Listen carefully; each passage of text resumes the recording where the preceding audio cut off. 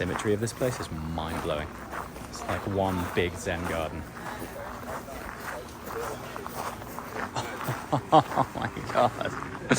Oh my god, that is unbelievable. What a scene. Okay, what I really like about this is the Rolls are actually using Spectres to chauffeur us to dinner, which means I get to take you in the back seat.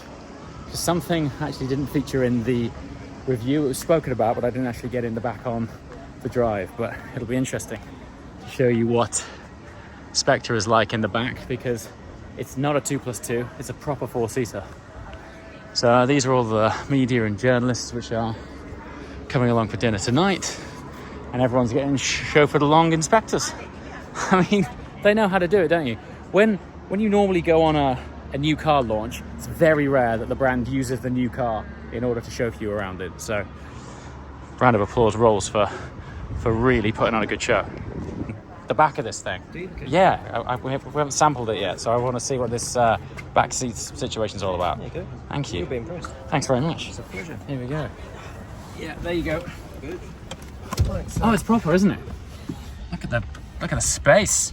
Do you mind me asking how tall you are? 6'2". 6'2". Yeah. And that's your sort of comfortable driving position. This is. And Yorkie, how's your space situation? I'm 6'3". Okay. Yeah. No, he's full of it. Is what he is. I'm okay. Okay. My knees are by my ears, but it's okay. So how long have you been on this launch event driving for? This began, let's see, today is Friday, so last Monday? That's Monday. So okay. about a week and a half. And you have another few weeks? Have another few weeks. That's pretty yeah. cool. It's pretty awesome, yeah. Yeah. Just this whole Napa area. I'm from the Bay Area, so I'm from San Francisco. Okay, nice. But I live in LA now, so it's brilliant. nice to just be in this area, Yeah. experiencing this side Very cool. of California. But there's a bunch of really cool persons that I'm getting to chauffeur so far. Yeah. Driving Rolls-Royces all around, Brilliant. I don't know what I'm gonna do when I get back home. But I'll think about that later. So what took you from San Fran to LA? So I actually went to college in Louisiana. So once I got back from college, I was just like, what's this feeling? I'm like, oh, that's wanderlust. Oh, I'm not done moving around. So from there, I graduated in theater. So nice. Acting, modeling, dancing is my field. So, took myself down the street to where all that goes on. Brilliant. Yeah. Very cool. And what's it been like driving Spectre? Like, technically, you're probably one of the earliest people in the world to have driven this car. 100%. Which is awesome, right? It's beyond awesome. Right. Just even mentioning Spectre, let alone the brand itself, right? So getting to drive this before millions have even heard of the vehicle, yes, right, is such a privilege within itself. This place here, Guts Roadside. That looks the dream. Just got milkshakes. Do they do milkshakes? They definitely do there? milkshakes. Ah. I really want a milkshake. If Rolls-Royce are they watching might this, if we spin it there's round. no disrespect at all. It's just been one of those long, hot days, and I just want a cold, tall milkshake. Yeah. You know what, dude? Swing it. This old school train here is pretty cool. I think I shot it earlier. Wine train. Wow. Napa train. Cool place.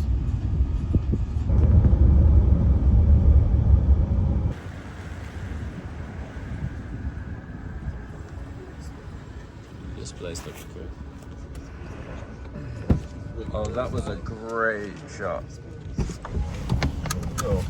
Yeah, just by pure chance, that was a cool shot. Welcome. Thanks a lot.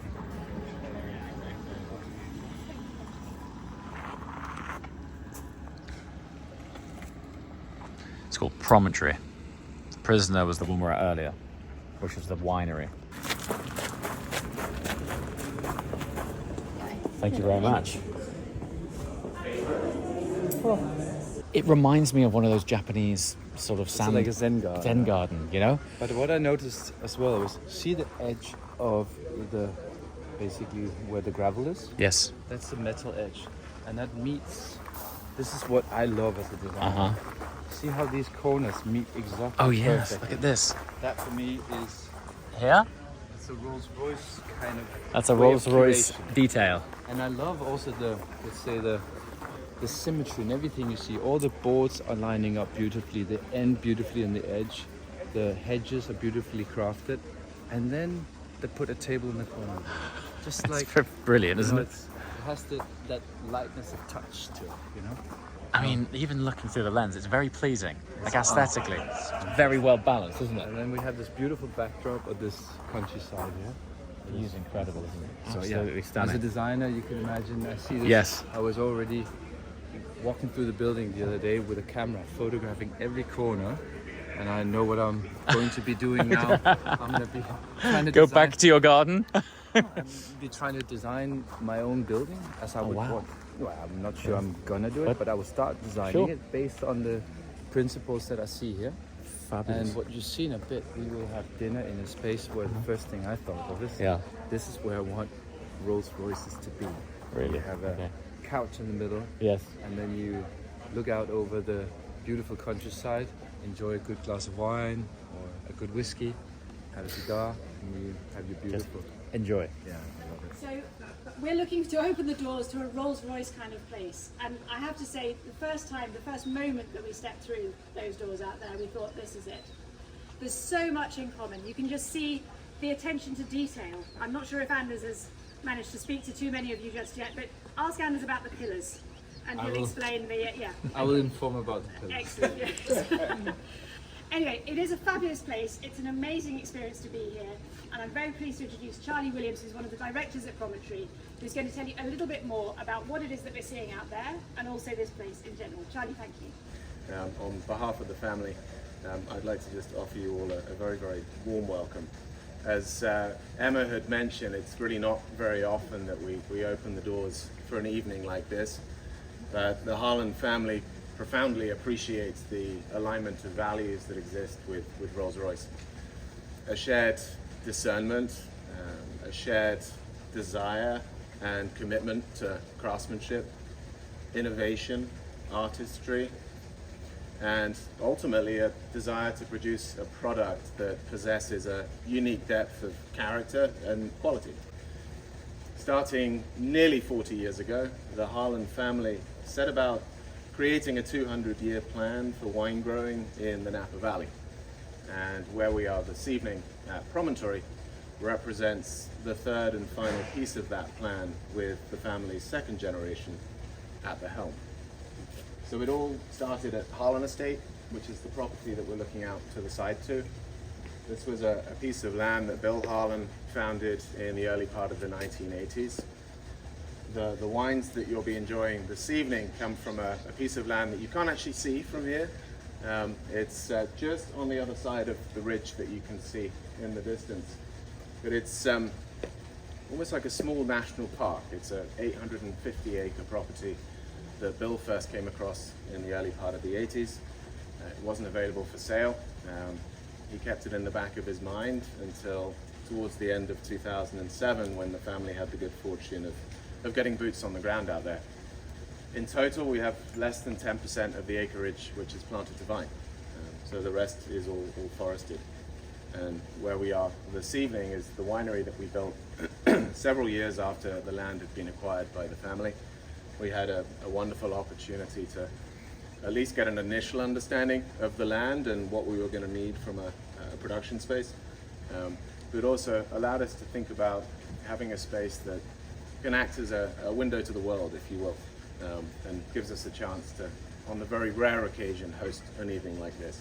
We thought it might be helpful to have a tool such as this that gives some topographical perspective, but also gives you a sense of where the vineyards are. So we're right here at the Promontory Winery, looking out then to Harlan Estate.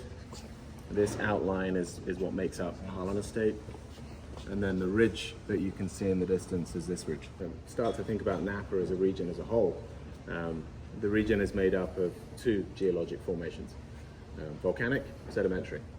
Our expectation of when we got boots on the ground out here was that we would have volcanic and sedimentary. as there are two formations that we've been familiar with our 30 years of experience working here at Harlem Estate. You might be wondering why I'm talking about geology, and the reason for that is you can go to any winery around the world and they'll tell you how special their soils are. Typically they're talking about soils within one geologic formation. From our side, recognizing that we have the rare convergence of all three geologic formations on planet Earth within this one property, it feels pertinent to take a step back, given that there's 1,000 different soil types that fall within each formation. So volcanic, sedimentary, that's what we expected to find. What we ended up finding was the majority of this eastern-facing slope is on the third, which is metamorphic. We had no past experience whatsoever of working with metamorphic material, and to the best of our knowledge, there's no other vineyard in the world that exists with vines on all three. So it's been a steep learning curve over the last 15 years. Wow. Oh, look at this. They're opening the doors. What a setup. Symmetry of this place is mind-blowing. It's like one big Zen garden. Oh my god. Oh my god, that is unbelievable. What a seed. This is why the Uncut channel exists. Wow. It's honestly like something out of a movie set. Crikey. Looking forward to learning about this. Just beautiful.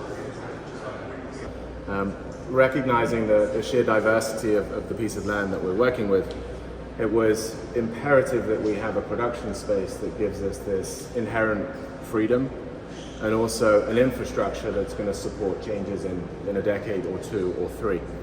So as you look around this space, you'll notice that there are three different materials. Concrete, just as you walk in, wood in the middle, and then stainless steel tanks as well. It's really our focus to be incredibly intimate, not just out in the vineyards, but also with our winemaking approach here at the winery. And in order to truly understand a piece of land, when you have such diversity in terms of character of soils, you need to have the ability to isolate even the smallest parts of the vineyard, keep it isolated all the way through fermentation before you start assembling the blend. So these different materials, they're tools, ultimately, that give us a slightly different approach to each part of the property. I don't know if the camera's doing this justice, but this place, from a quality point of view, is absolutely unbelievable. What the investment must have been to create an environment like this, I don't know. All of the infrastructure required behind the scenes to make all of this work. Look at that. It's gantry up there, all of the pump and piping. This place is nuts, buddy. Wow. So we're going deeper underground here. We've been told that this is basically no one gets access here. It is an amazing example of Rolls-Royce doing what they do and unlocking doors that we otherwise wouldn't get to unlock. And this is why we set up this channel, because I'm kicking myself even saying it, but historically, we've never shown the stuff that goes on after we've driven the cars. Don't know why, don't ask me now, but here we are. Probably got to thank Damon from DDE for encouraging me to go with the Uncut channel. Right, so this is what feels like 2-3 stories underground. It's all solid concrete everywhere. It really feels like we're in some bond layer. Look at it. This is crackers. Let's see what's going on over here. Oh wow, look at this. See? That was tapped straight out of here. With the assumption that that is full of maturing wine. Look at this. So that's just come straight out of that gigantic cask. This is ridiculous.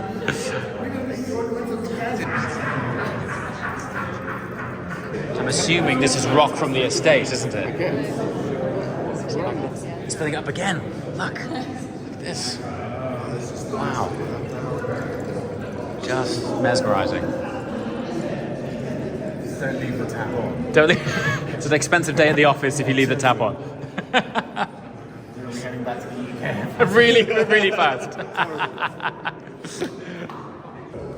On the engineering of everything, look, it's so beautiful. Obviously, everything's stainless. It's just. This is very, very, very special. Thank you, Rolls-Royce. The space that we're in now is horrific when it comes to the acoustics. And you actually found that the softer you talk, the easier it is to hear. So I hope that's the case. If you can't hear, then maybe just come a little bit closer.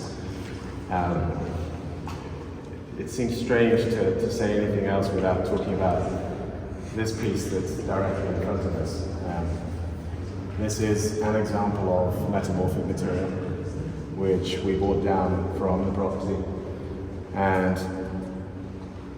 metamorphic material will manifest itself in so many different ways. One of the ways that it'll manifest itself is in these extremely large boulders. In geological terms, believe it or not, it's referred to as a knocker. And this is, that lands slightly differently depending on the audience.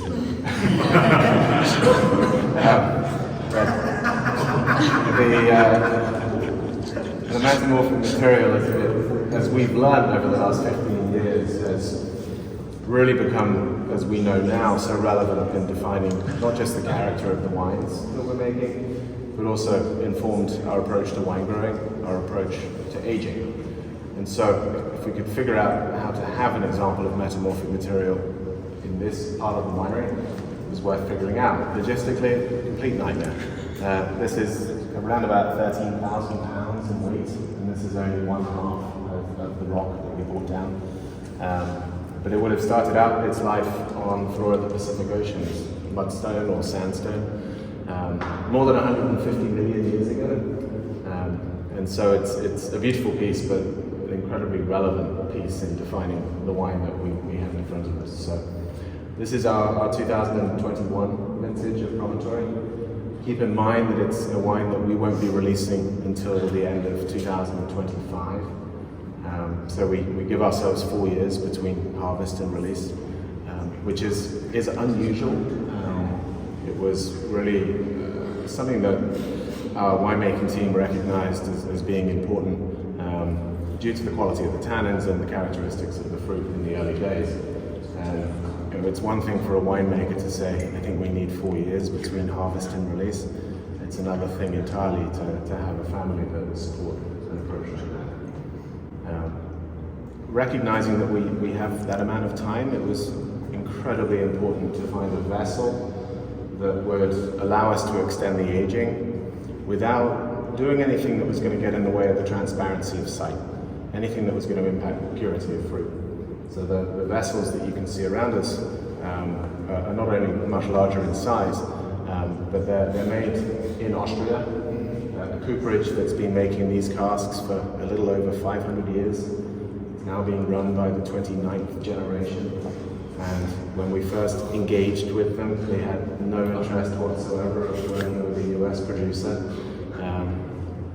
A fairly lengthy courting process ensued, and they finally agreed to sell us one cask, but they said we need to wait for 10 years. At that point in time, our director of wine growing said, I need it much faster than that. But the reason they were saying 10 years wasn't just to be difficult, but the wood itself is seasoned outside for 10 years before the casks are even made. And you can look around at the casks and see the thickness of the staves on the outside.